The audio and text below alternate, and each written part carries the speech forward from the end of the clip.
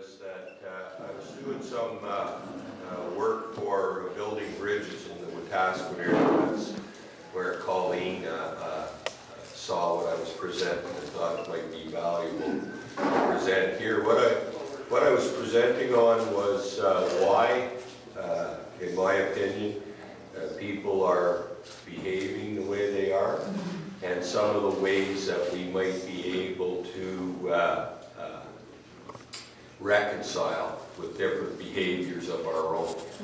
And so that was the idea. I was asked that question both by the Wetaskiwin community and from the Musqueam community as well, because their elders, their leaders are in no way happy with the behaviors they see in their community as well. That it's humanly unacceptable for them, and they ask me the same questions. How did we get here? And what can we do to turn this kind of thing around? So at first I'd like to start out by letting people know I'm not an academic, although I've studied this from an academic perspective, but it's opinion, and it's I'm not afraid to admit that or stray from it. Our business is not scientific, it's pseudo-scientific. There's way too many variables that intervene for us to be able to do a scientific study. So what I'm going to share with you today is my opinions on why I see us in the position we're in, and some of the things that we might be able to do to avoid furthering damage and destruction. How I came about to have an opinion and have that opinion valued by a few people I want to share with as well. I think the context of the situation is equally as important as any other part of it. And so how I ended up here in space and time, and how I ended up here to do this presentation is part of my presentation. Initially, I was trained as a social worker. I had my master's degree from the University of Calgary. And so I was in Rocky Mountain House work, and I saw an ad. It was an application to design and develop a social work program for the Musqueam community. They have a cultural college there still in existence today, Musqueam Cultural College. And so I went there to apply for this job. I was young and full of myself, I guess. And I thought I could go there and solve problems for the Indians in a few short years. So I went out there, and as I was arriving to go for this job interview, I happened to run into an old man that was passing me, and that old man stopped me. He said, "It's no mystery that you meet me." I said, "Oh, is that so, eh?" He said, "Yeah." He said, "My job's to teach you humility." And I said, "Well, that's nice." And I went up to my job interview. That old man happened to be the resident elder of the college, and so for the next 7 or 8 years that I worked with him, and 3 or 4 years after that I had a relationship with him before he passed away, I gained some information about Cree life, Cree way of being, those kind of things. But I don't want people to mistake that for an understanding of Cree spirituality. I know very little about that because I'm not Cree. But what he asked me to do as a social worker, well, first he said to me, "What is social work? What does a social worker do?" And so I gave him my code of ethics and my obligations to my profession. And he looked through those and he said, "Oh, you need to understand about customary law." So what the old man taught me was about customary and natural law. And those are on the lower scale to the Cree beliefs about the Great Spirit and those kinds of things. So what my work is here on this plane where we can see what we call reality and those kind of things. And he said that his people had stopped behaving in a customary fashion. And he talked to me about how these customary laws were given to the Cree people by the Creator. They were given to them in order to avoid greed. He said, if there's one cross-cultural characteristic that he knows of, he said, we're all greedy. I said, we all think we know what's best. We all think we know what the solutions are and those kind of things. And so in order to combat that greed tendency that we have, that the Cree people were given these customary laws. Those customary laws he translated for me into English. They were perseverance, commitment, tolerance, willpower. He said, in all my human interactions, that I should try and follow those principles. And he teased me a little bit at the time, and said, you guys have become professionals. It seems like you only have to follow 3 of those principles. He said, since you got a master's degree, maybe you only have to follow 2. And when you get a PhD, just go 1. He was teasing. He said, no, as human beings, we have to follow all those. And that's what led into a little bit of my understanding of what they call natural law, too. How the rocks and the trees and the grass interact with one another. The rocks don't want to be grass. The grass doesn't want to be rock. But they live in coexistence with one another through these principles. And then his question to me was, how come my people no longer behave in a customary fashion? Why do they no longer follow those customary laws that were given to them?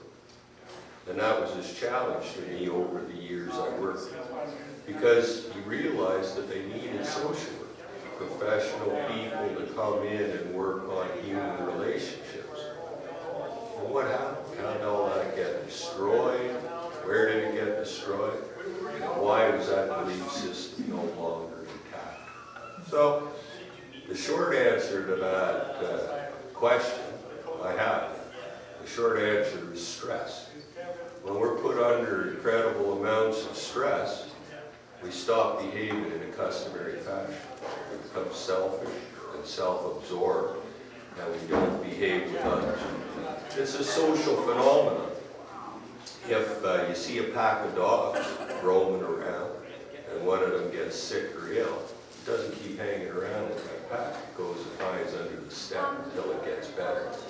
And so when people feel stress from either physical or mental ailments, they become self-absorbed, hide within themselves, and therefore don't behave in customary fashion with other individuals.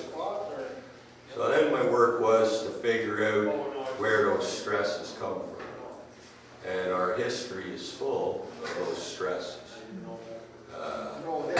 When I talk to the Indian people I work with, I don't spend as much time on this, but when I talk to groups that aren't Indian, I spend a little bit more time on it. The reason is that our history is biased in its description. We don't honestly know what happened. Our history is about the rugged pioneer who established settlements and worked hard to gain what they gained and those kind of things. And I agree with that. Some of my wife's relatives are those people. They homesteaded in grassland, made a life for their family and their extended family, farmers, and just awesome, caring, hard-working people. But how they got that land, that's what we have to understand. See, initially, when the treaties were started to be signed, they were signed back east. And the people who sided with the English and won that war got the best treaty arrangements. Their treaties were signed first in Ontario. The Quebec treaties, far later than the ones that were signed here in Western Canada. That was their punishment for losing them.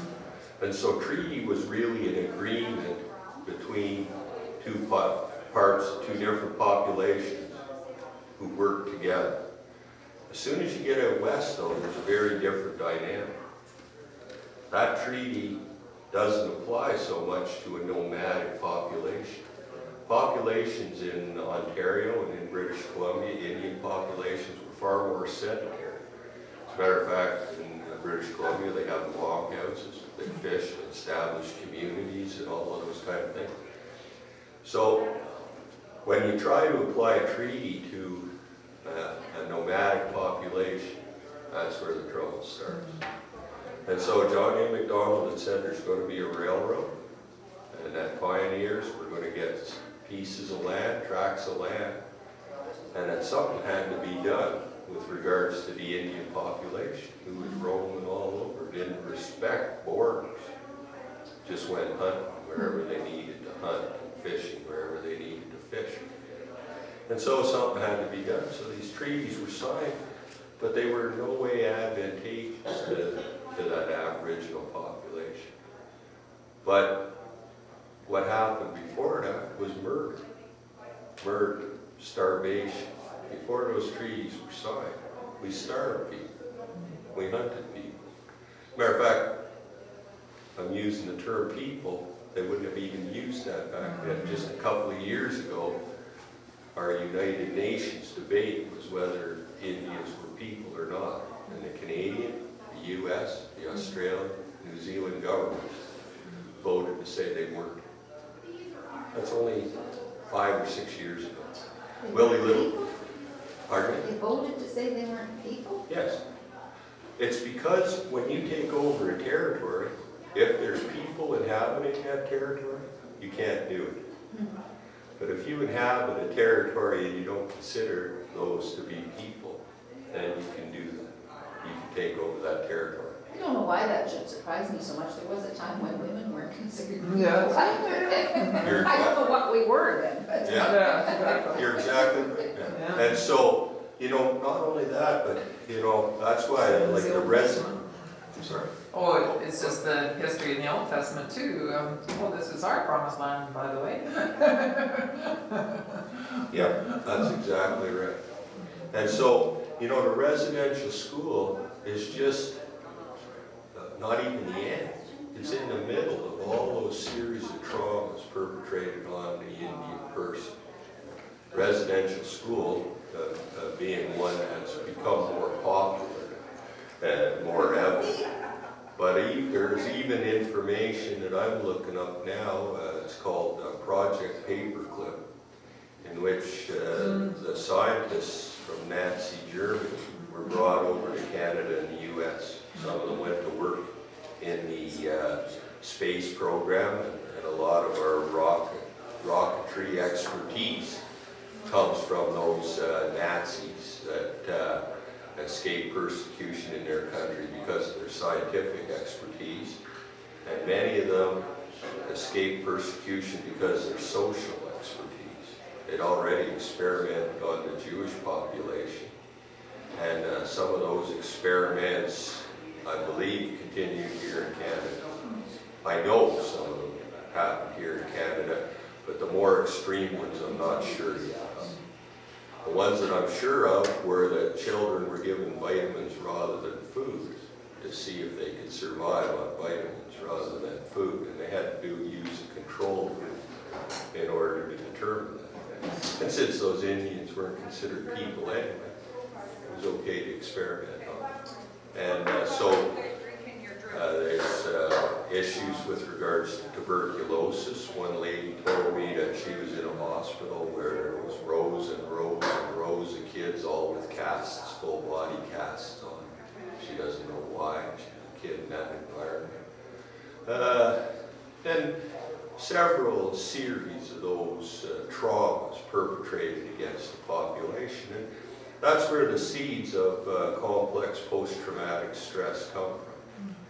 When you have a series of stressors that occur to people over time, they exhibit certain behaviors or certain characteristics as a response to those abuses. And so the best information I have about that is the experiments that we did in learned helplessness. So they take an electric grate and they put a dog in there and a fence. So they shocked that dog. That dog would jump over the fence into a safe area. But if they shocked that dog over and over and over again, pretty soon that dog stopped jumping and just lied there, and it took those shocks. And the only time that it would react at all was when you went to poke with a stick, and it reacted in anger towards that person who was poking at it. To me, if you can get that image, you can start to get the image of complex post-traumatic stress. A person who's been shocked so many times, traumatized so many times, that they appear to be non-concerned. They appear to be placid and accepting of the situation. But if you get too close, you get viciousness and anger in response.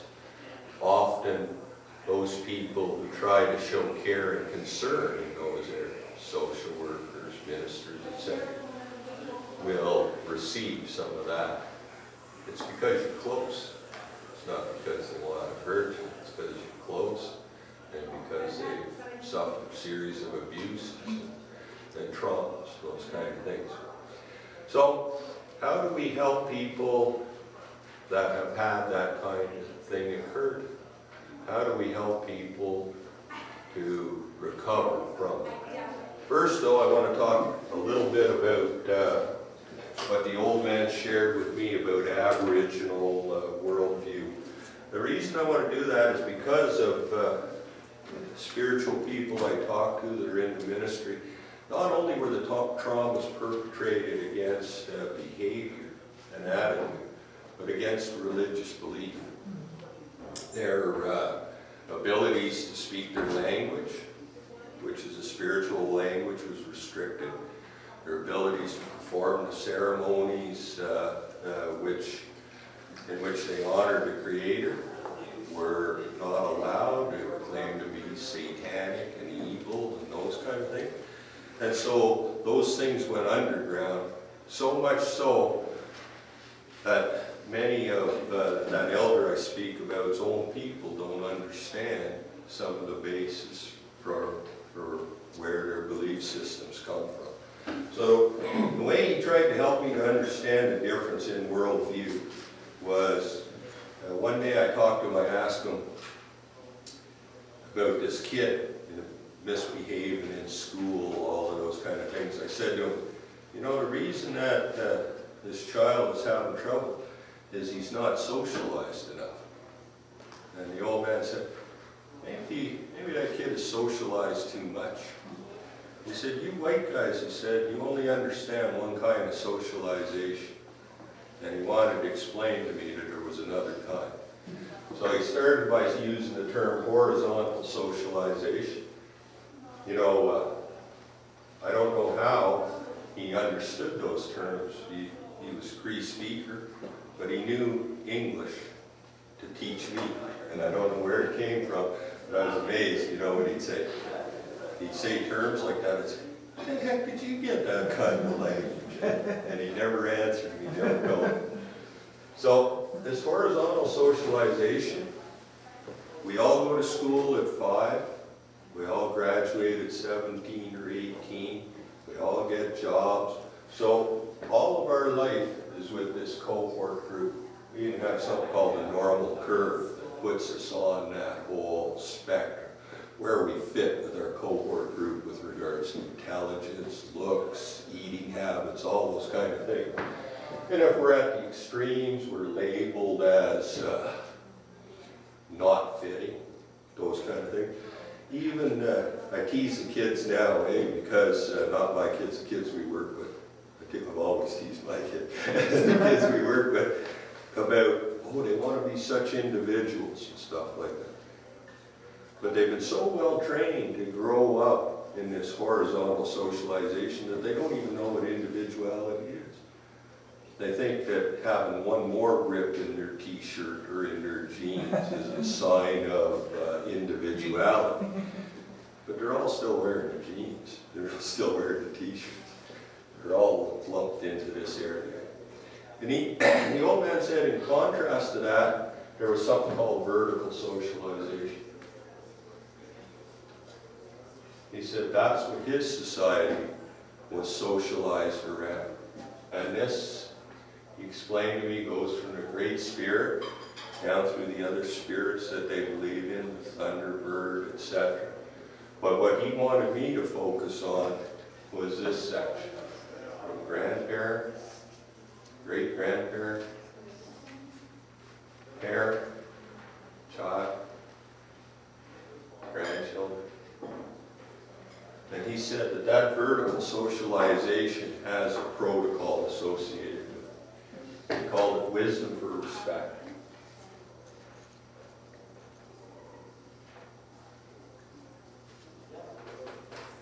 His definition of a protocol was that for what you give, you have to get, and for what you get, you have to give. And those things should be in balance. And so his wisdom for respect protocol was those above should be wise, and those below should be respectful.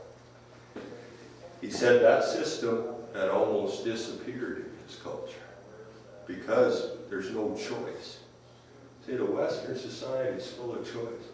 Declaration of Independence, or independent thinkers were free.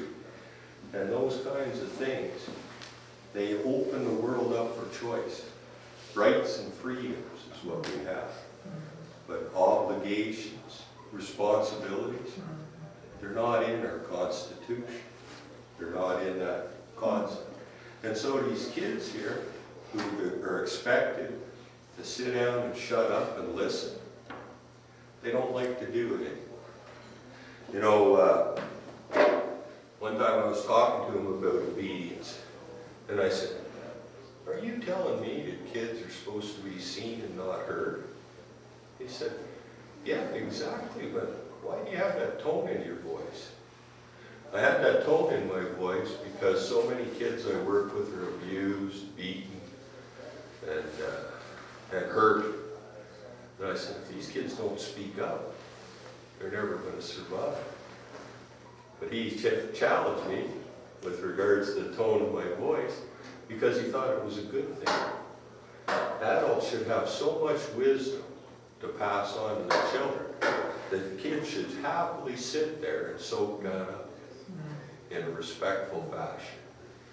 And all of that, you know, in ministry work, I've heard about planting seeds, and that's what he talked to me about. Respect is the soil, the fertile soil, in which a seed can grow. And if without that respect, that seed doesn't grow. With that respect, that seed has an opportunity to grow and flourish. So if you sit there quiet and you listen to what's being said by that old man, and you think about it, then maybe down the road it starts to grow. And for me, that's coming around about now. Many of the things that old man said to me at the time, I listened intently to, but I didn't understand. Now, I'm starting to get a glimmer of that understanding. If I wouldn't have respected him, wouldn't have listened to him, then I wouldn't have that experience now to draw back. So, like in any protocol, it's never the fault of one side or the other. So one time I said, oh, it's because these kids are so disrespectful. That's why that protocol's broken. He said, when a protocol gets broken, you're never sure which side it is.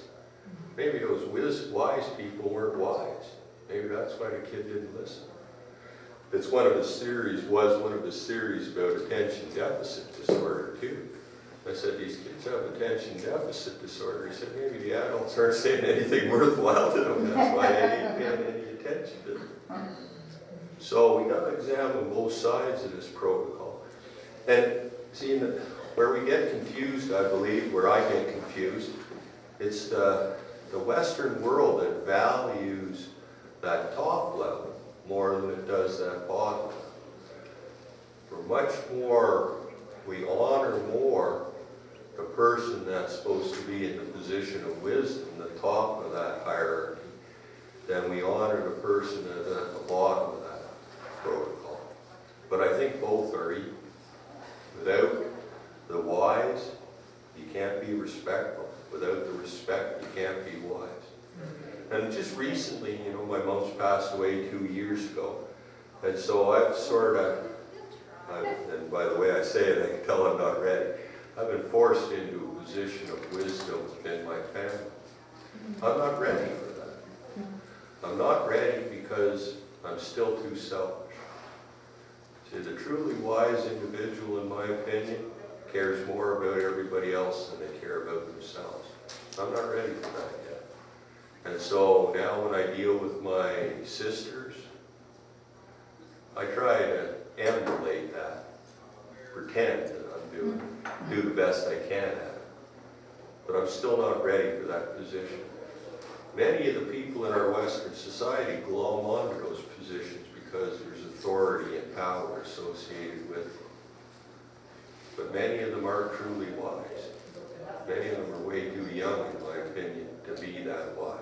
Like the people that head our government? Yes. They're certainly smart. I wouldn't say, I would never take that away. But wise, I would challenge that. Did the residential school play any role in breaking that wisdom, respect, quality? It played a small part in it. Most of the damage was already done by murder, starvation. So by the time you had people settled on a reserve, they were fairly compliant. Now, you add to that the fact that they couldn't trade off reserve, the allowing of alcohol into those communities in order to trade. But I'm thinking more of just, you know, children being removed from their culture and their families and then taken to be in residential schools where there is so often the abuse, and that breaks that, exactly. You got it. And then you've set up for generations to come, children who grow into become parents, but they've not been parented, and it just keeps playing itself out from generation to generation. You bet. You look at the history of England, and you'll see some similarity. They had residential schools in England. And the very concept of a residential school sets up for abuse and violence. So what they call boarding schools. Right. Yeah. When you separate men from women, you're going against natural law. Now when you take a bunch of people to teach people who've never had children of their own, now you set up another issue. Many of those were priests and nuns who were married to Jesus. And so now they've got control of all these kids. These kids never go home. So that's where sexual abuse is part of the system. Unless you truly have the calling, unless you're truly married to Jesus, you get kind of lonely out there in the bald prairie. And so several of the, through Truth and Reconciliation, the statements that have been made in our community, because there was a residential school there, there's horrendous abuses, not only by the superintendents and the priests and nuns within that facility, but it also sets up the older boys beating up on the younger boys and abusing them. And a lot of the gang issues that we see in the community are the groups of older boys versus the younger boys, and how that's spawned over time to create the rifts within that community. So you're exactly right. It's also within that facility, they weren't allowed to speak their language. They were punished and abused for it. And they were also abused for talking to the females and all of those kinds of things. One of the stories that, I've heard several stories of sexual abuses and that kind of stuff. One of the stories in our areas was one of the nuns, after she passed away, was just left in a room. And when the kids were bad, they had to go and stay in that room. One of the ladies told me they were bringing, it wasn't only the Indians from the Hobbema area that were brought to that residential school. They were brought from all over, British Columbia, all different. So this one lady told me that she's talking about the pain she had in the end of her fingers. And what she ended up telling me was that when she was a kid in this residential school, they'd give screening. And when beads were dropped on the ground, they'd have to go out and pick up these beads, put them on the screen and collect them, and then put them back into the pot to do other beading. But this one girl didn't like her, one of the older girls, so she'd knock over those beads. And then when she didn't get enough beads picked up over time, she used to grab her and bite her on the fingers right across there, right? There's nobody to cry to, nobody to run to, Yeah. nobody to get assistance from. And so that kind of trauma was perpetrated through it. And what you mentioned about, they call it the 60 scoop, that's what child welfare people, my profession, well-meaning individuals, for the most part, went and did that kind of removing kids from their family. You don't know how to parent. Yeah. Well, of course they don't know how to parent. They were raised by nuns and priests in a residential school. And so this kind of historical trauma leads people to be this helpless, hopeless group of individuals, psychologically. The reason that I call it complex post-traumatic stress is that it was towards this distinct group. And some women, as you mentioned, feel that too. As a matter of fact, complex post-traumatic stress is only defined in the DSM-4 if it happened to a woman. You know, that burning bed where the woman killed the guy that she lived with because she had no escape. That's what they call it, because she's had this history of violence and abuse. But we won't apply it to the Indian person yet. But, so, in many ways, women are leading the way with regards to our understanding of those traumas that can be passed on down through the generation. Don't get sad. It doesn't get better, but don't get sad. It doesn't help. What helps you not get sad? Well, what helps me the most, thanks for the question, I try to focus on effort and not expectation. That's what keeps me from being sad, and it's something that that old man had instilled in me. One day I was sitting there kind of depressed.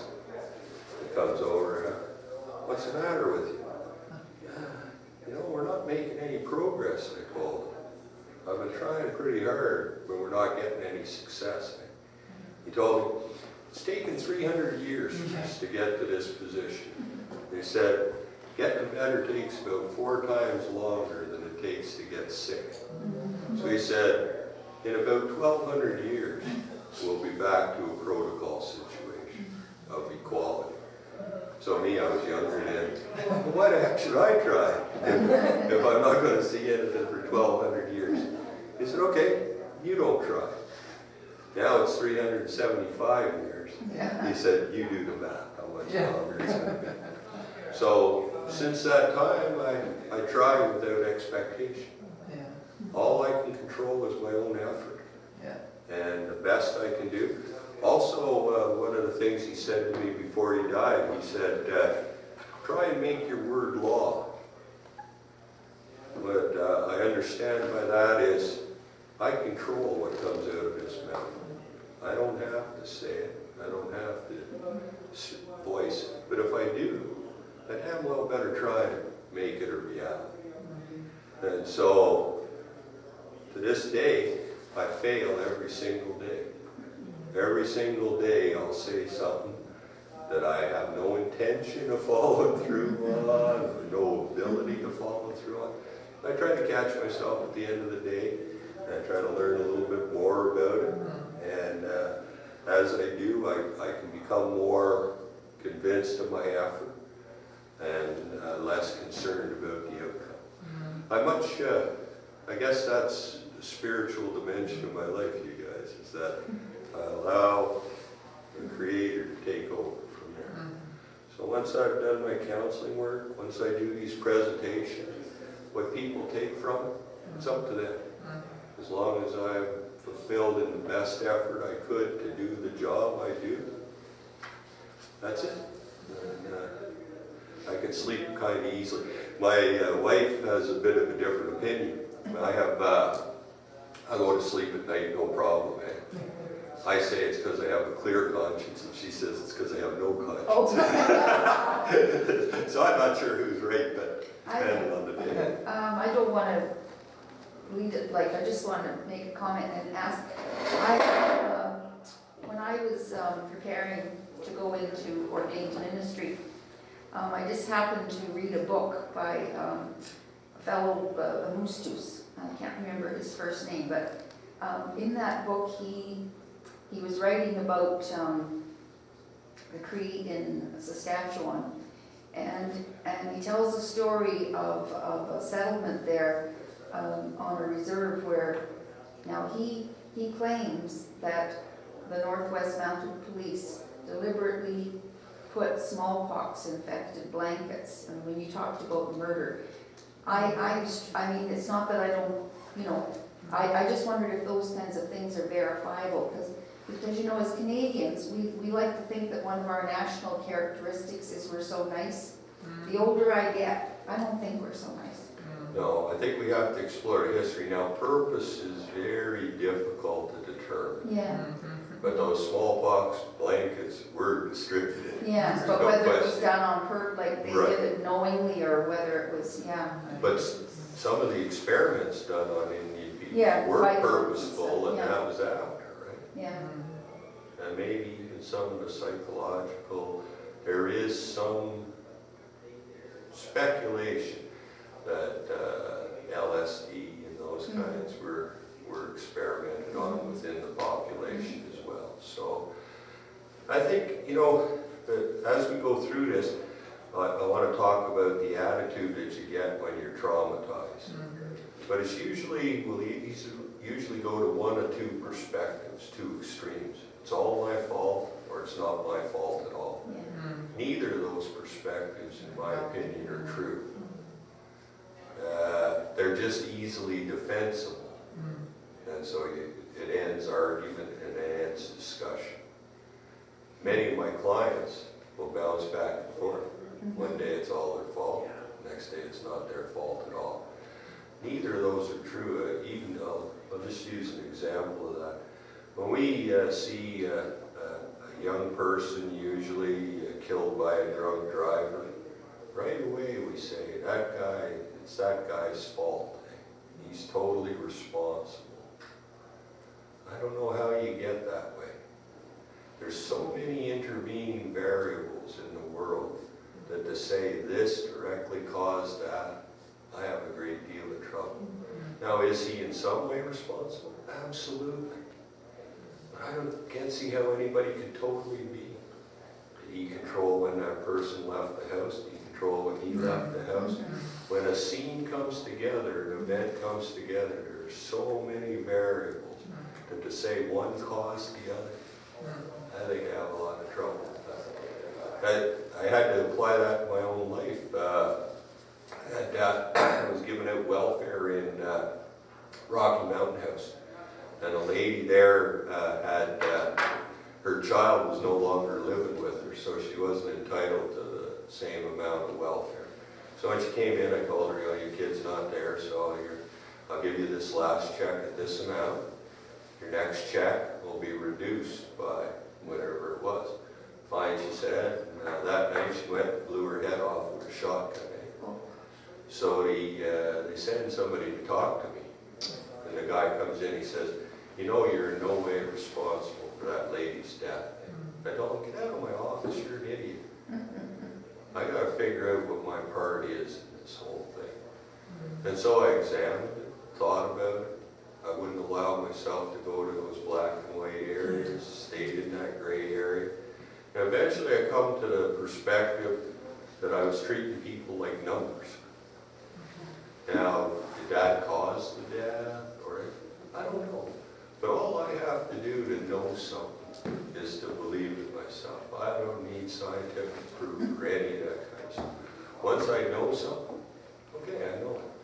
So now I apply that to my life. I learned something from it. And now I'll try not to treat people like numbers. So if I get called 4 o'clock at the end of the day, something like that, I feel like going home. That lady inspires me not to take the easy way out.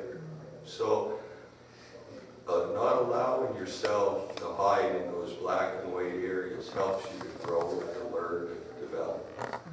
So that's what I'm going to try and do. Any comments or questions like we've been doing here, please. It's not residential school. Like I said, I have an opinion, but I'm no expert. Our expertise comes from the sharing and the discussion of information and thoughts and feelings and those kind of things, not from somebody lecturing to somebody else. I have a great deal of trouble with that. I think our universities have turned into training institutions rather than true universities. We should be debating and discussing topics. We're getting further away from that. This is the way it is. This is the way it must be. You can see a society that's moving towards destruction when they become so sure and so adamant about the things they say and about the way they say it. We should be opening up discussion, taking that blanket off. Why can't a person have an opinion that's different than mine? What amazes me is, recognizing the degree of anger and violence and what you're calling complex post-traumatic stress symptoms. At the same time, the ability of the Cree people and other First Nations people to be willing to, many of them, to forgive, that totally astounds me. Like, that gives you some insight into the kind of stuff they're made of. Well, that we're all made of, man. Yeah. Life is an amazing thing, eh? Yeah. We think, oh no, without this we won't survive, without that we won't be able to survive. But I was walking in out in the Victoria area there, and as I was walking along, I saw this tree. It was growing on top of a big rock, eh? There's this big, huge rock, and now that tree had grown. It was 10 years old, it looked like to me. And those roots went around and found the ground and that kind of stuff. I thought about that little seed, eh? Could have said, man, I got a lousy break, man, dropped in front of a rock. It's not worth it for me to try it. But that seed was full of life and wanted to survive, wanted to make it. And so it made it. That's why, I want in this workshop to try and get people to get some understanding of why the Cree person, why you see some of the behaviors, but to accept it. No, we got to keep challenging people. If we give people excuses, then they stay victims. It's one of the words I hate, victim. It's victim and fiduciary. Those are the 2 words I hate because there's no growth possible. If we're a victim, then it's everybody else's fault. Fiduciary means we're a child. Are we always going to stay a child?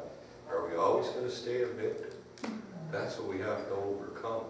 So don't stop challenging people ever. Understanding should allow you to continue to challenge rather than say, oh, poor you. People don't need that. They're not, in my opinion, they're not dumb and stupid. Okay, so this is my view of a human being. This is the present. This is the past to carry along with. Here's the future.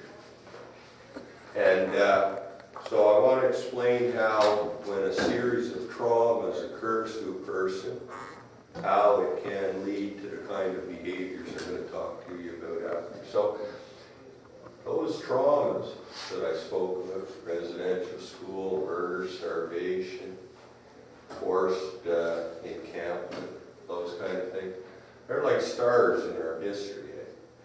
Our minds remember those things that are most joyous to us or most traumatizing to us, not the general stuff.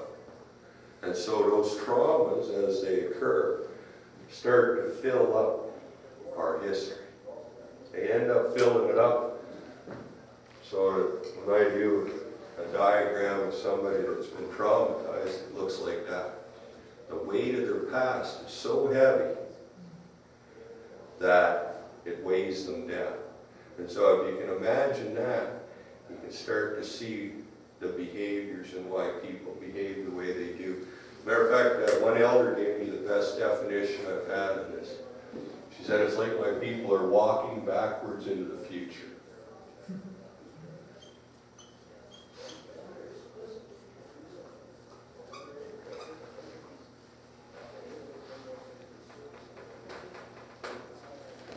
The past attracts us, and negative stuff attracts us.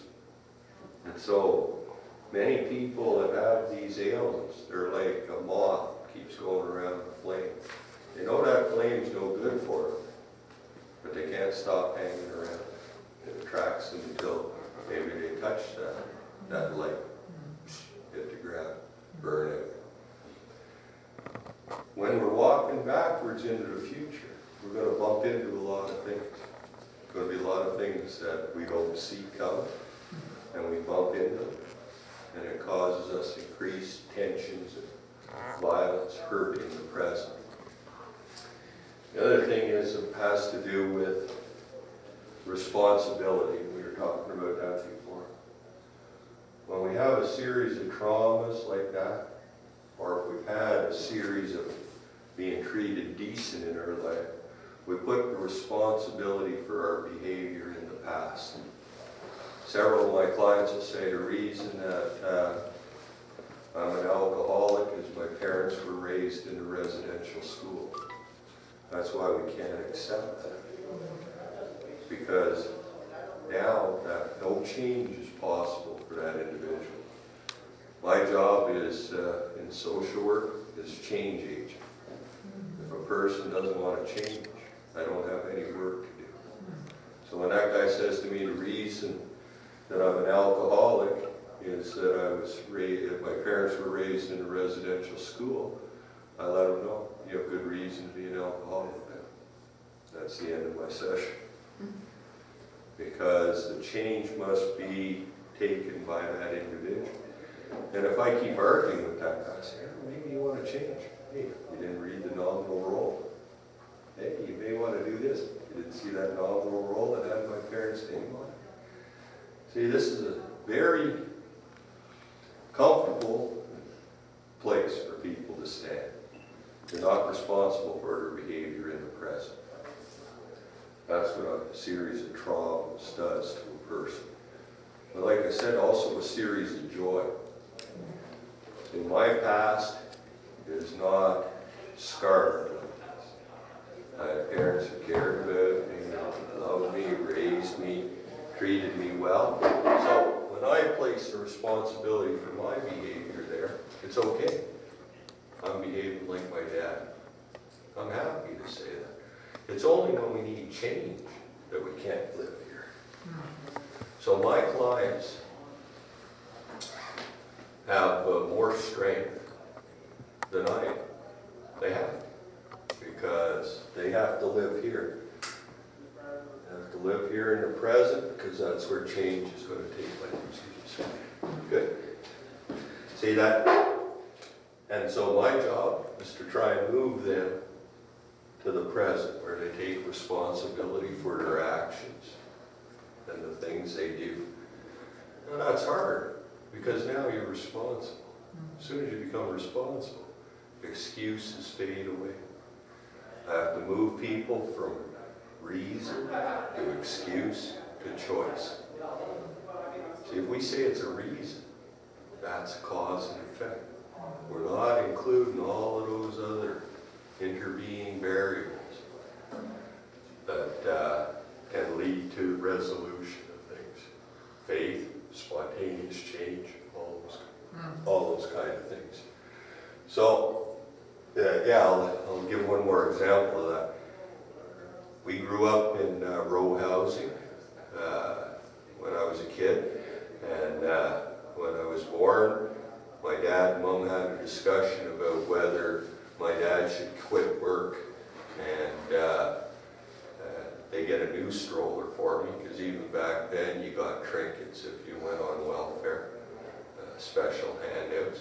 And so I could have had a newer stroller, 1956, 57, I was born in December of 56. So I could have had a new stroller, but my dad would have had to quit work to get that. But he said, no, I'm not going to. I'm going to stick this out. I think there's an advantage to it. That effort that he put in, that's why I think I got a master's degree. I stood on his shoulders. I want my kids to stand on my shoulders as well. And so that's the way we started to help people to improve. Eventually, I'm hoping that the Indian people can stand here comfortably again. The reason I'm the way I am is this is the way my grandfather was, my great-grandfather, my uncles and cousins. This is the way my tribe behaved. But until that point, until we get rid of this post-traumatic stress, a person's going to have to stand there in the present. This is a very difficult place to stand, because this place here is a big question. What's coming next? Who knows? Yep, no. See, that's, I'll get into that right now.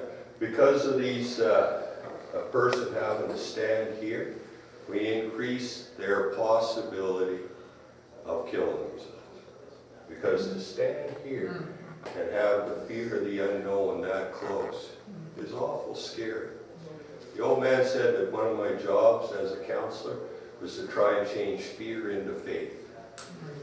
So that's what I have to try and do. They have a fear of standing here. I got to try and establish some kind of faith in there. Some kind of faith in the future. Some kind of faith in the possibility that they can overcome it. That they have to find some kind of purpose or belief system. The question mark here disappears for the suicidal individual. They think they know their future. It was interesting, one of my clients, I'd known him for years. So he said, after this session today, I'm going to go kill myself, I told him. I said, well, if you try to do it while I'm around, I'm going to stop. I believe in life. But if you do it somewhere where I'm not around, I guess that's your choice. You can do that. I said, but before you go, why don't you give me the Lotto 649 numbers for next Wednesday? They looked at me like I was crazy. And then I said, well, you're not going to answer that. Why don't you tell me who you're going to see once you open my office door? Excuse me. Who's the first person you're going to see when you open up that door? I don't know. Why are you asking me those questions? And I said, well, I thought you knew about the future. That's why you were going to go kill yourself. But obviously you don't know any more about the future than me. You can't even tell me who you're going to see 5 minutes from now.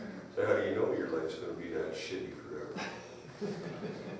The young person that comes to me and wants to kill themselves, I always have the same response for them. I say, life sucks. What do you know about life? That's what I ask. If somebody's 60 or 70 says that to me, I say, okay, let's have a discussion. But when a 20-year-old says that, come on, grow up. You don't have a clue. The old man, there's a Cree term, it means still damp around the umbilical cord. That's what I think of 20-year-olds. So they're way smarter than me. My kids were smarter than me by the time they were 13 or 14. They could figure this out, figure that out. But they didn't have any wisdom. They hadn't been around long enough to do it. Because my best example, my daughter, she lives in Edmonton here, and wife and I live in Wetaskiwin. So after the kids left home, we're trying to put on a video one night. We don't know how to do it. So I'm looking at her, oh, what are we going to do? So I call up my daughter. We can't get the video machine working. Oh, take a picture of your clicker, Dad, and send it to me. I take a picture on the phone, send it up there. Touch this button, away it goes. Okay. So let's use them for what they're good at. But about life or about wisdom or about, come on. You haven't been around long enough. Go ahead. My son's outlived me in some Talk respects. about the bringing the person to the now, right? That now place. Yes. If they don't, you know, and you talked also about having to stand on the shoulders of your ancestors, of your elders, of the wise people in your life. Right. But if they don't have those wise people to stand on, shoulders to stand on, then who is there in the now that can, whose shoulders can they stand on in the now? In some cases, it's easier to counsel the orphan than it is to counsel the person that has a pseudo parent who claims to have it. Yes, exactly. So, if they need to divorce in order to do that, then they should. And who will they stand on? Mentors. Mentors, okay, that's we go down that. There's keys to resiliency, eh? Who can bounce back after trauma? There's 5 key points to resiliency, eh? 1, early identification of a problem.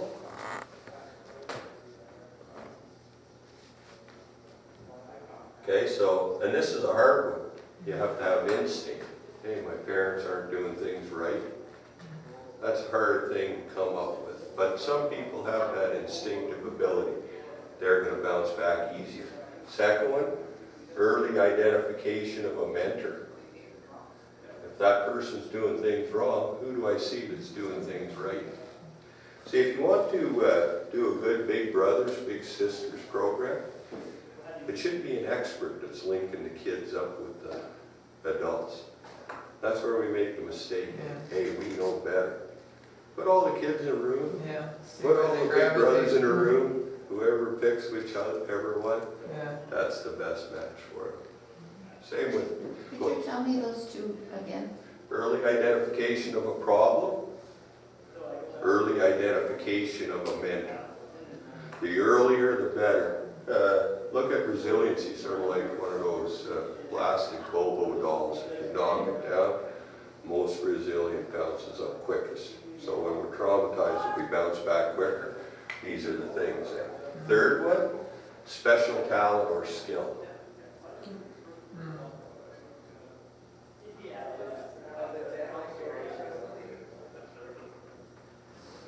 So if you have beading abilities, rodeo abilities, dancing abilities, focus your attention or your energy on that person doing those kinds of things. For us, when we were kids, I played football, and back then it was long hairs against short hairs. All the long hairs were drug-smoking hippies, and all the short hairs were, imperialist buggers and all that. So, but when we played football together, because we shared that special talent or skill, that didn't matter. We had both in there, and it didn't matter. So whatever that special talent or skill is, we got to try and emphasize it. Fourth one, schools hate this one, tenacity or hyperactivity.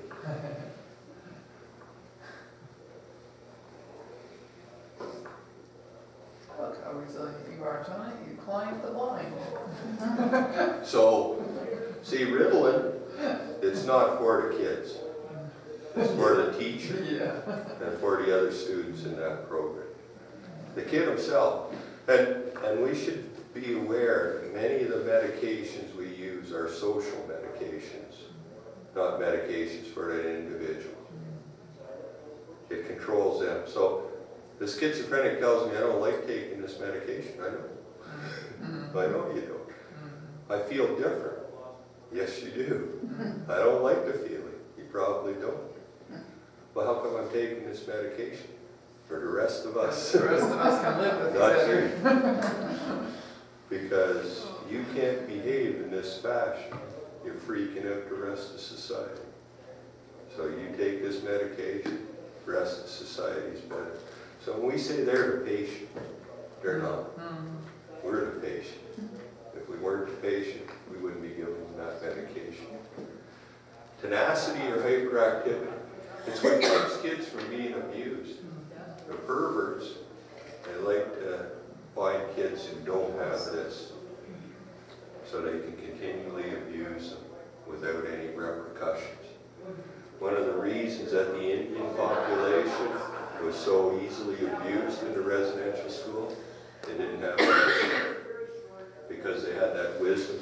respect protocol, and they were trained to respect those older than them. And so when they went in there, they were like sheep going to the slaughter, because they were so respectful and so quiet about the way they went about things. So if you see, you know, if you're not a classroom and you see a kid like this, it's survived. Find out why it has that need. The fifth one, that you see obstacles as challenges.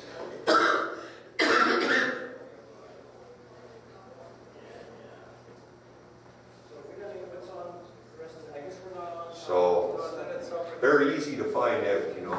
If we have, my one girl didn't like math, so I give her a math sheet. If she went like this, I can't do this. That's an obstacle. If she looks at it, goes, that's a challenge.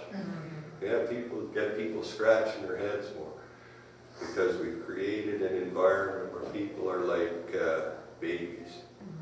They want everything instantaneously, instant gratification, all of those things. So we've set up a system where we become childish and baby-like.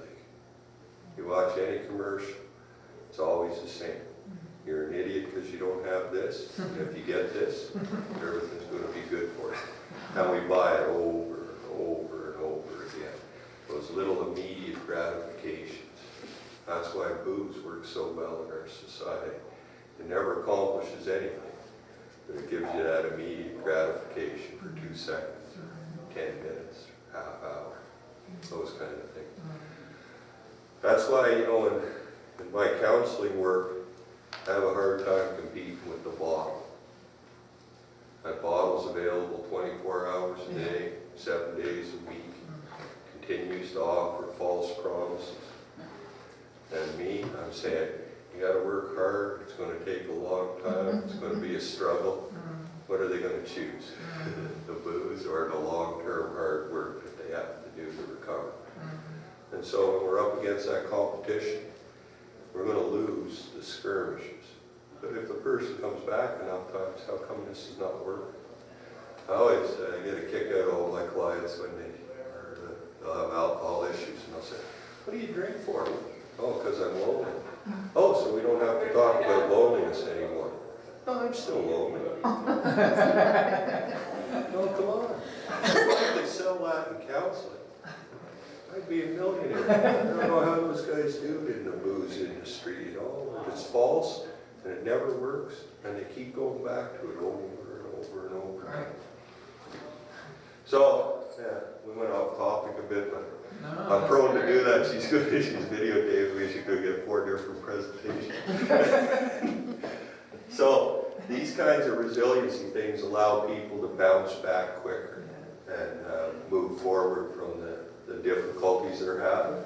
And if people have those characteristics, it's much easier for them to move forward and to stand there in the present and overcome, because the traumas are going to continue.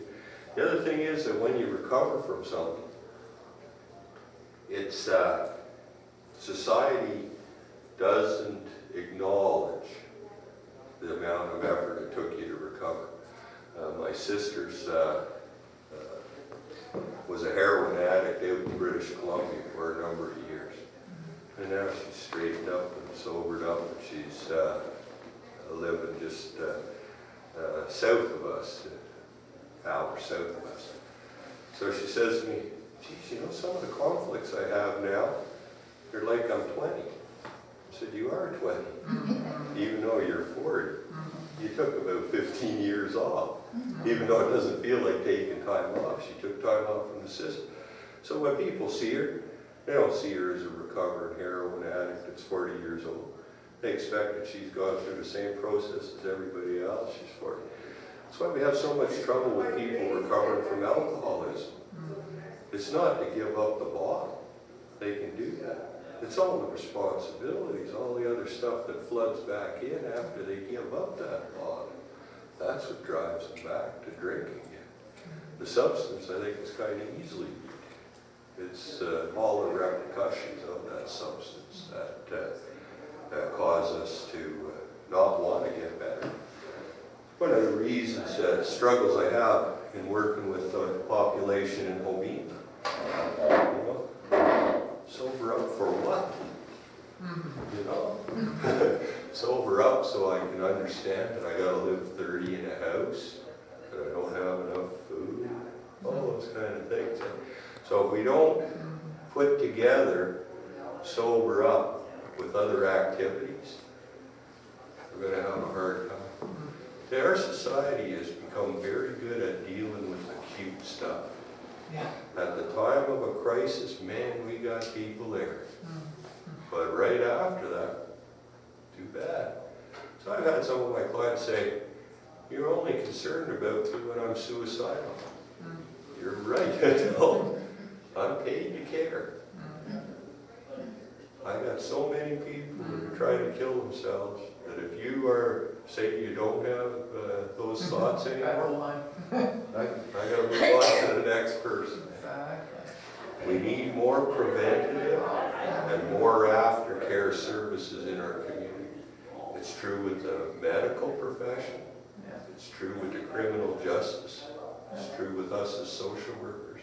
Well, even us as ministers, I tell people after I do a funeral, unfortunately, you're not going to get much aftercare unless you actually come to church, because I'm on to the next crisis. You know, Yeah.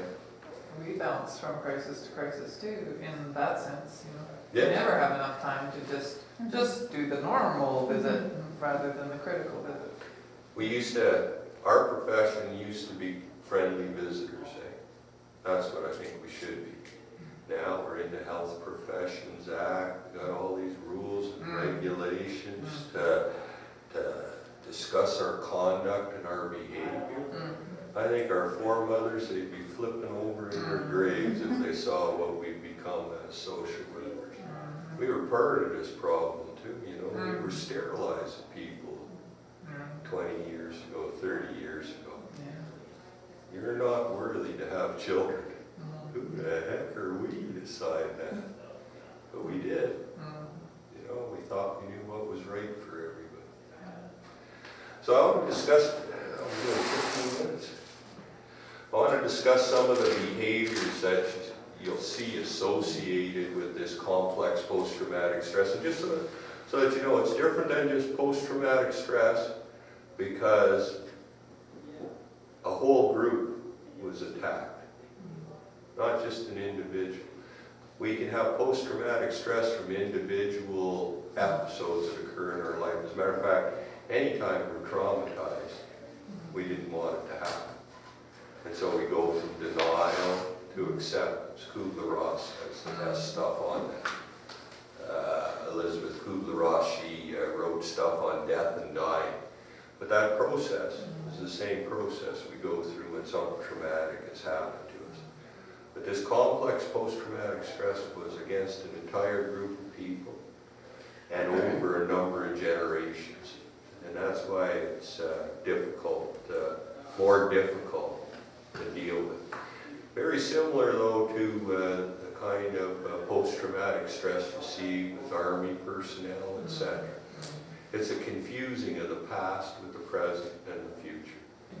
The past, as much as we love to change it, it's going to be exactly the way it always was. Our memories are exactly accurate with regards to those things that occur. But what we don't want to have happen is to have the emotional plane stuck back here. So when we have our emotions trapped in the past, it becomes somewhat useless, almost totally useless. I'll give an example. My mom died about 2.5 years ago. I love my mom very much, miss her terribly, wish she was still here to advise me. That's one set of emotions.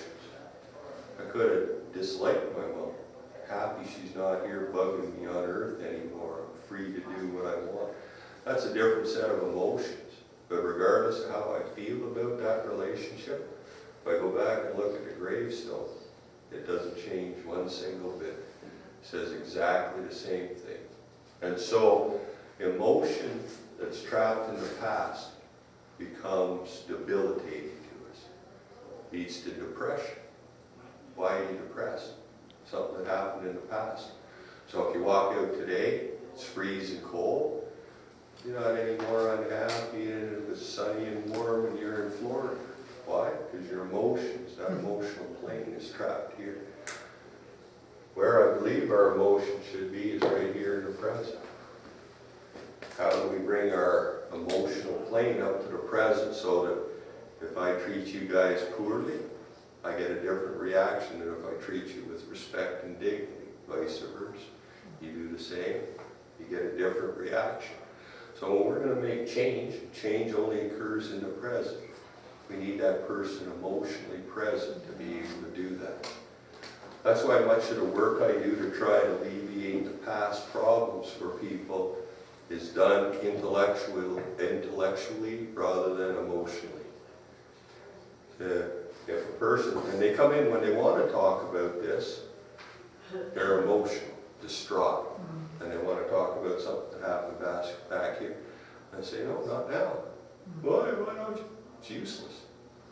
See, that's past. We can hunt it any time we want. If that bottle was the past, we come in here 2 weeks from now, it's sitting right in the same place, same spot. So anytime we want to deal with the past, we can. But we got to go back with a certain kind of glasses on to deal with it. We have to leave emotion behind, and we have to examine the details of the issue. And when we do, then the person themselves can find something of value in what happened to them. When they do, then it didn't happen for no purpose, and then they're not disturbed as much by it. So I'll give you an example. This lady, she had been sexually abused. She was one of my clients, and she told me the same story of her abuse 5 times, but she wasn't getting any better. So I said, well, we got to talk about it the 6th time. Why? Well, you're not better yet, so let's find out. In the details, that's where the reasoning comes for that individual. That's why a therapist is no good without the honesty of their client. Because it's the client that has to come up with the reason. It's their life. So the last time she tells me that story, she says, partway through it, and when he was done, finished with me, he said, did you enjoy it? I said, yes. And then she went on to tell me the rest of her story. And the rest of her story was exactly the same as it always was. So after she finished, I said, you know, there's one detail in there that you changed, or you didn't put in before. What was that? I said, well, you said this. It was just like a light bulb went on for her. She stood up, and she said to me, that's what that son of a bitch was meant to teach me. All my life I've been saying yes when I really meant no. He was meant to teach me no. And she just shook my hand, left my office. Never seen her since. She's fine. Because if you can figure out why it happened to you, what you were to learn or to gain from that thing that happened, then that trauma didn't happen in vain. Now you can move on. But if you don't figure that out, you get stuck, paralyzed. That shouldn't have happened. If only. See, in my business, wishes, should-haves, could-haves are not worth nothing. And when I first started in the profession, I put a little jar on my desk, and every time somebody said should or would-have or could, I said, why don't you throw that into that bowl? There's nothing in that bowl, they'd say. Exactly. It's worth nothing. See, lots of things should have been. I should have been a multi-millionaire. I should be lying on a beach in Florida somewhere instead of spending my time with you. Shouldas aren't worth very much, right? And in my profession, they're not worth anything at all. And so that's why we have to attack the past in a very intellectual fashion. We have to try and move this emotional plane up to the present. We have to try and turn fear into faith and those kind of things. So here's some of the examples I have of behaviors that are associated with this complex post-traumatic stress. Foreshortened view of the future.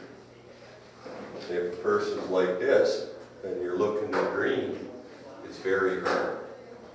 You're dreaming through all of this other stuff. And so many of my clients have no dreams or aspirations. That's very scary. They're wayward.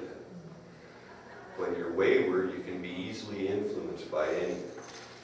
And so we have to try and help people to find purpose. What are you around for? That purpose should be far away. The old man told me the best kind of goal is the North Star. The reason is you'll never reach it, but if you're going too far west or too far east, it gives you direct information right away that you're not on your path. So we should all set goals far into the future, and we should work as hard as we can to attain them. But these guys' dreams have been smothered by this history, and so we have to try and help them. You know, when the elder said walking backwards into the future, what I see, I envision my work is just turning that person's head around a little bit with their permission, so that they can start looking towards the future and not back into the past. If we can help to do that, then we're going to start to see some improvement. People who are wayward, who don't have purpose or direction, are much more susceptible to drug and alcohol addiction. The old man explained it this way. You're walking down the street and you have somewhere to go, and the person says, hey, you want to get drunk or stoned? You say, no, I got to go here. If you're walking down the street and you have nowhere to go, the person says, you want to get drunk and stoned? Yeah, sure, whatever.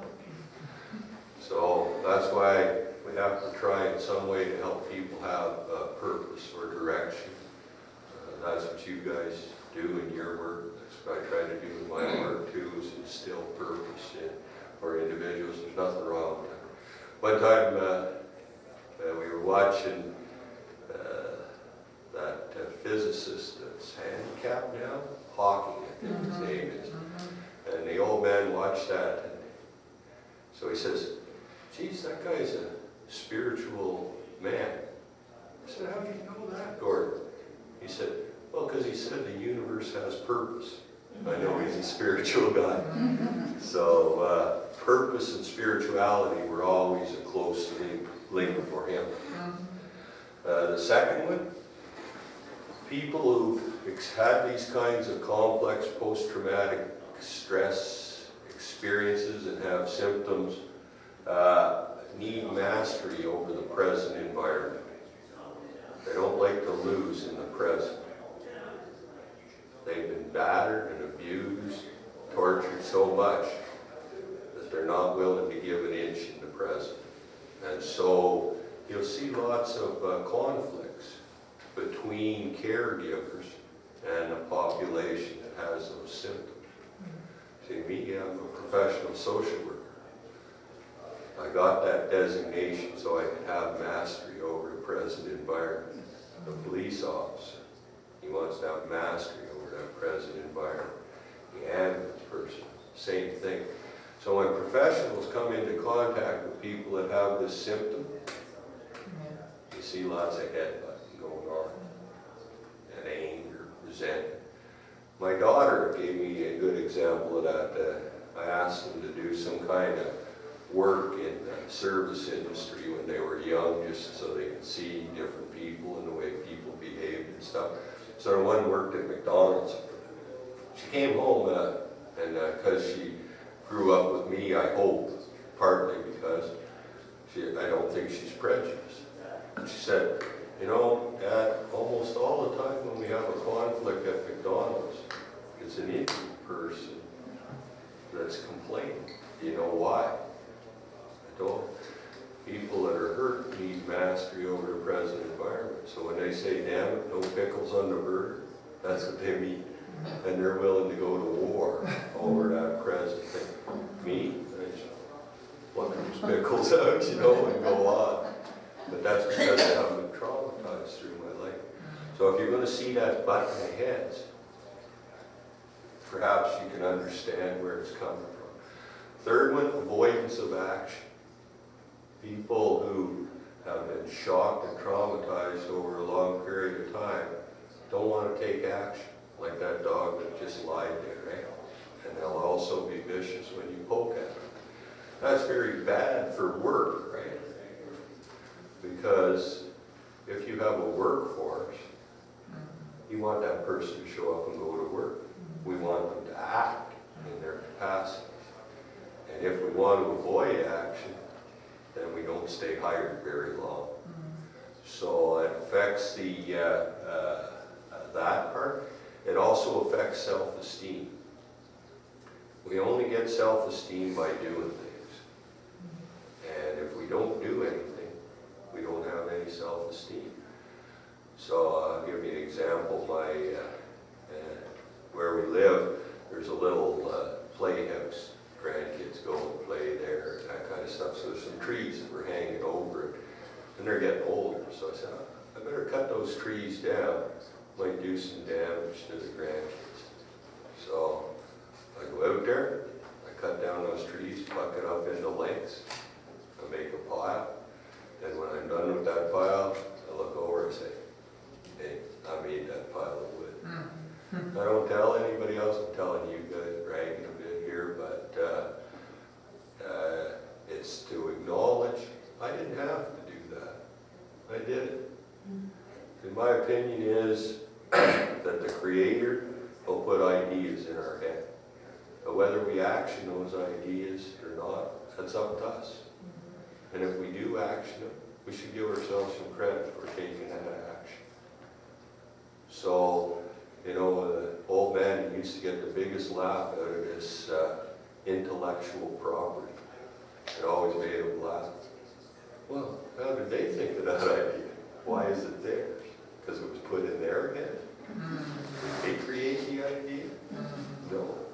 So how do they own it? But the action, certainly they own. Same as he said, try and make your word law. All the thoughts that go on in there, I don't know. But I control this voice. If I say I'm going to do something, I should go ahead and do it. He's very strict about the law, too. I remember that I wasn't wearing my seatbelt. He said, you should wear your seatbelt. I said, well, you know, some of the evidence says that if you get into an accident, you get flung, you might have a better chance to live if you don't have it on. He started listening to me, you know, but he says, that's not the point. I said, well, what's the point? It's the law. I said, well, what if the law's allowed? Well, I do the work to change the law. He said, don't be a chicken shit and run around hiding behind it. You want to take on the law, you want to change the law, go to the courts, go wherever you have to go to make the law change. Well, I think that's impossible. I said, put your seatbelt on. So that's the kind of training I got. So I think it's important. You know, he gave me no quarter with regards to stuff. Right? And so that's why I sort of agree, but we shouldn't give people any quarter with regards to trying to challenge them to get better too. First 2 years that I worked with the old man, he said, don't write about this place, don't talk about this place, just listen and try to understand. I said, why? Why should I be quiet? Because you're too stupid to understand. After 2 years, what he told me was, anything I've told you up to now, and everything I say to you from now on, is yours to use as you see fit. See, that's a difference from a book, eh? If I come here and I share information with you guys that I shouldn't, I get kicked from him. I'm responsible for this stuff. And so how I give it out is very important. It's not free. That's the verbal or oral tradition. That's why each group I talk to, it's a little different. I don't even know why. It just happens to evolve that way. But I have to be honest and forthright with the individuals that I deal with, and I have to be careful about what I say. Because if somebody takes this information and misuses it, as simple or as basic as it is, it's not real spiritual or deep, I'm still responsible for it. And so I take those words I'll give you a couple more.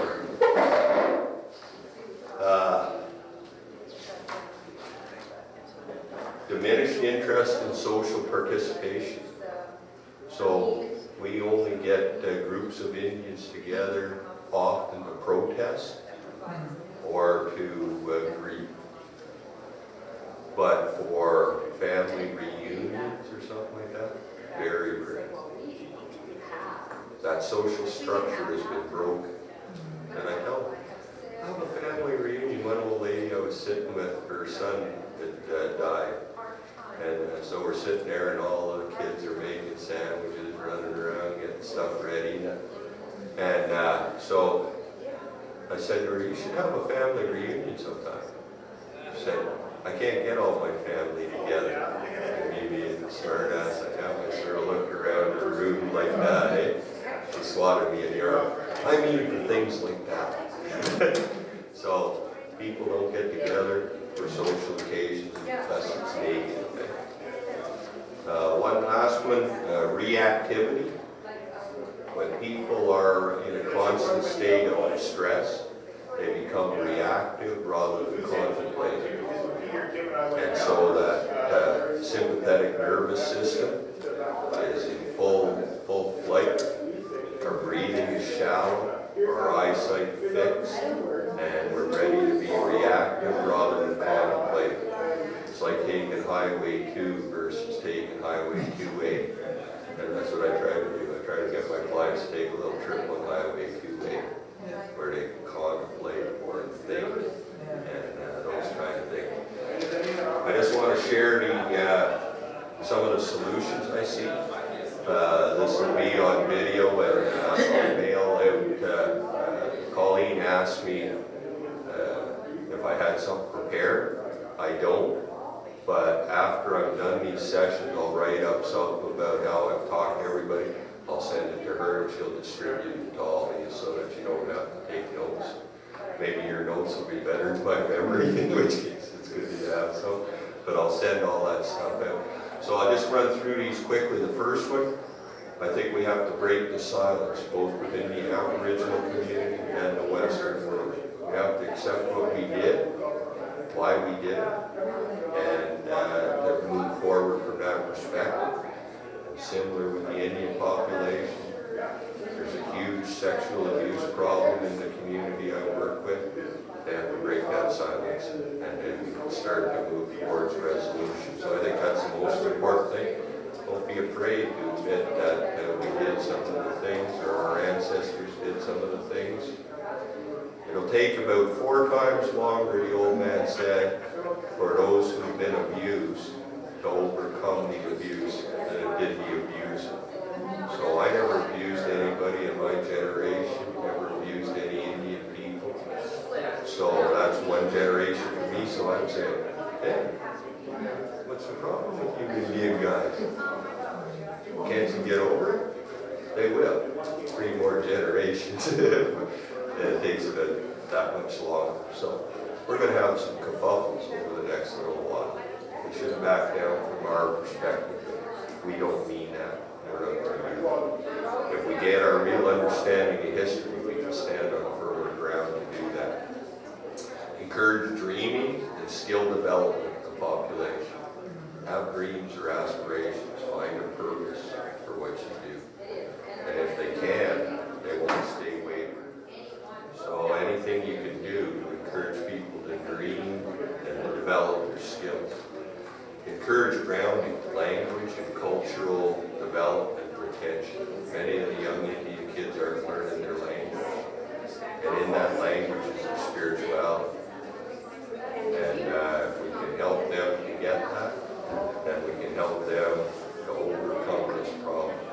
Many of the answers for them lie in their own language, but they don't know it. Similar to me, I was Ukrainian tradition, but my dad didn't want me to learn Ukrainian because it was a gutter language. It was a ghetto language, and I wasn't going to survive if I knew Ukrainian. I don't think he realized that I could learn both at the same time when I was a young man. He thought my mind would be too full or whatever. So we get people to learn their language, they'll do a lot better. And if they can practice that kind of stuff, they'll do a lot better. He only really wanted me to focus on two things. Western education, so that they can survive this most recent onslaught to their culture, and culture and language retention, so that they'll be prepared when this thing passes. He saw the Western society as a teenager on steroids, big and strong, able to push everybody else around, but with a short shelf. Not gonna sustain it. And so this kind of work will help them to maintain until become our citizens of the world. Mentorship, we talked about that before. Be a role model for the way we go about things. And you don't even have to tell them. They're watching. Yeah. They're watching and they're learning. And if we can behave consistently with our words, they'll see that. And they'll love it. Encourage people to take on challenges. You know, put challenges in front of them rather than say, oh, you can't do that. Of course you can do that. I had a guy, you know, he said, the reason I'm a drunk is I was sexually abused. And I said, oh, what's the difference between you and Patrick O'Sullivan who plays for the Oilers? He was drafted 36th overall. He was beaten and sexually abused by his dad. Don't accept those things. It's not necessary this happens to you, that you must be this. I hate the word victim. It takes away all choice. We have to really look at where we had choices, because we all use it. I had no choice but to do this. I had no choice but to go there. Yes, you did. And as soon as you become a victim, what you do is you pass on that victim mentality to others, and you get others to try to fight your battles for you. That's why we got Indian gangs called Red Alert and Indian Cause. They're fighting the battles for their forefathers. Their forefathers didn't eat their nothing. They made their choices, and those old people need to talk to them about the choices they made. I'd rather put you in the residential school than be beaten or abused by the RCMP. Okay, that's the story that I have to tell. Whatever it is, don't take choice away altogether. Customary behavior, I talked about that earlier. Try to behave in a customary fashion. Doesn't mean that you have to give up. Willpower is part of that. But tolerance is also part of that. How do we learn to coexist like the trees and the grass and the mountains? The grass doesn't want to be a mountain. The mountain doesn't want to be grass. But if you're allowed to coexist, why? Because they behave in a customary fashion. Either gives up, either gives in. Turn and transgenerational transmission of hope. We've talked about how things can be transmitted trauma-wise down through the generations. We can also see the pathway for hope. That we can pass on hope through the generations. And the final thing I'd like to say is something that Joe Clark said at a TRC meeting. He said,